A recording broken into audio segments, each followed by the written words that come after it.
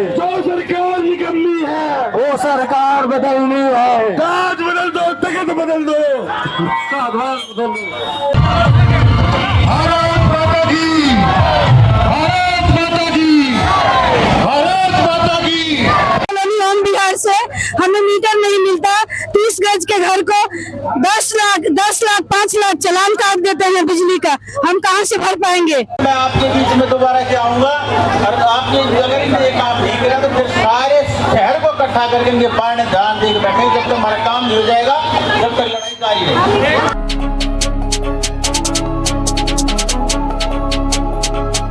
गणमान्य लोग थे, उनने बैठ के ये फैसला लिया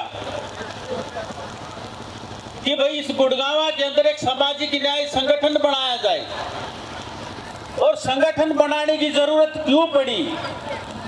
क्योंकि इस गुड़गांव के अंदर पूरा भारत बसता है, जो अलग अलग प्रांत से, अलग अलग राज्य से, अलग अलग भाषा के जो लोग हैं, जो इसमें आके जो बसे हैं, इनको सबको जोड़ने का काम सिर्फ सामाजिक न्याय संगठन ही कर सकता, नहीं तो जुड़ेंगे। माताओं की, बहनों की है इसमें है, तो ये संगठन के साथ जुड़ना बहुत जरूरी है।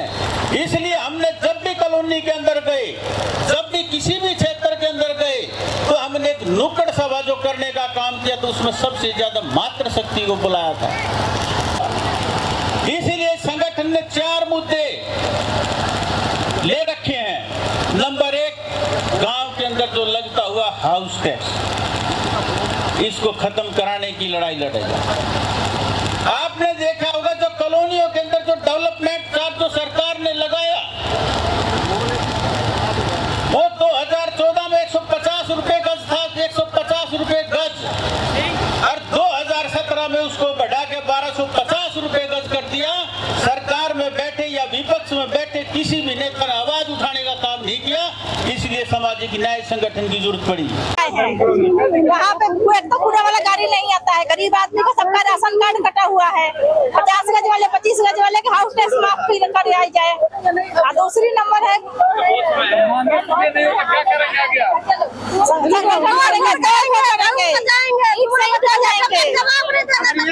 हमें मीटर नहीं मिलता। हम ओम बिहार से हैं, धर्म कॉलोनी ओम बिहार से, हमें मीटर नहीं मिलता। 30 गज के घर को 10 लाख 5 लाख चालान काट देते हैं बिजली का। हम कहां से भर पाएंगे? हम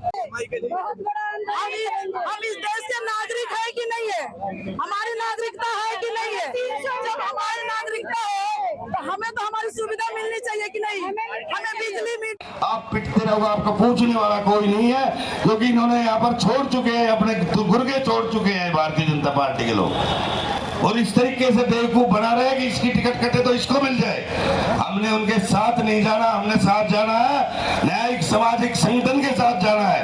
जब तक आपका मेयर गुड़गांव में नहीं बैठेगा, जब तक आपका मेयर मानेसर में नहीं बैठेगा, सिटिया जू की तू रहेगी और लोगों को बंदर बांट करके ये यूं ही बहकाते रहेंगे। वरना आज तक एक बात बताओ कि अफसरों की इतनी ताकत हो गई कि हमें एक बार भी टेबल पर बैठा कर वार्ता के लिए तैयार नहीं हो रही। क्या सरकार इतनी गूंगी बहरी है? पहला झटका धीरे से लगा है। दोस्तों, हिंदुस्तान के जो चुनाव हुए थे, कई प्रधानमंत्री जी के नाम पे चुनाव जीत गए, पर इन लोगों को ये मालूम पड़ गया कि धरातल पे आप नहीं हो। आज मीटिंग पे मीटिंग चल रही है, अब आपको बहकाने के लिए आपका कूड़ा भी उठाया जाएगा, शिविर की समस्या भी हल की जाएगी। और कल तक जो मुसलमानों के खिलाफ बोलते थे, आपको कल के बाद इस्लाम धर्म 1 नंबर पर दिखाई देगा। भाई ये वे लोग हैं। जब गांव को निगम में लिया गया था, तो जो गांव की संपत्ति थी, अरबों खरबों रुपए की पंचायतों की जमीन थी, वो निगम ने ले ली। जो अरबों खरबों रुपया था पंचायतों का, वो निगम ने ले लिया। और ऊपर से हाउस टैक्स ठोक दिया। साथियों, सरकार अपनी जिम्मेदारी नहीं निभा पाई। पहले सभी नागरिक सुविधाएं गांव में सरकार ने देनी चाहिए थी, लेकिन टैक्स लगा दिया, हाउस टैक्स, दूसरा टैक्स लगा दिया, आप डेवलपमेंट चार्ज लगाओ। उसके बाद एक के बाद एक टैक्स लगाते। सर हमारी डिमांड ये है कि गुड़गांव नगर निगम 2008 में बना था और आज तक गुड़गांव नगर निगम के जितने भी गांव जो 50-55 गांव इस नगर निगम में आए हैं, ना तो उनमें सफाई है, ना कूड़ा उठाने की कोई व्यवस्था है, ना उसमें शिविर है, ना ही पानी की व्यवस्था है। जबकि गांव की जो जमीन है, पंचायती जमीन है, वो सरकार ने अपने अंदर में ले ली नगर निगम ने। बावजूद उसके सब कुछ बेकार पड़ा हुआ है, कोई सफाई नहीं है, बेरोजगारी यहाँ है, बहुत बुरी है। जबकि 5,000 करोड़ रुपए का हर सालाना नगर निगम का बजट है। तो मैं पूछना चाहता हूँ अधिकारियों से, ठेकेदारों से, सरकार से, शासन प्रशासन से कि वो 5,000 करोड़ रुपया कहाँ जाता है, जिसमें 550 करोड़ रुपया सफाई का है। घेराव नहीं करे, आज ये सरकार को ज्ञापन दिया है हमने, छोटी छोटी सभाएं करके ना पूरे इलाके के अंदर, गुड़गांव के अंदर हमने वहाँ के मुद्दे देखे थे, लोगों की समस्याएं क्या क्या है। जो सामाजिक न्याय संगठन जो बना रखा है वो लोगों की समस्याओं से लड़ने के लिए, तो हमने छोटी छोटी नुक्कड़ सभा की, उसके अंदर जो मुद्दे सामने निकल गए उस मुद्दे को हमने सरकार को आज ज्ञापन सौंपा है कि भाई ये जनता के मुद्दे हैं, इनकी ये समस्या समाधान होना चाहिए। उसमें मुख्य मुद्दे मैं आपको बता देता हूँ।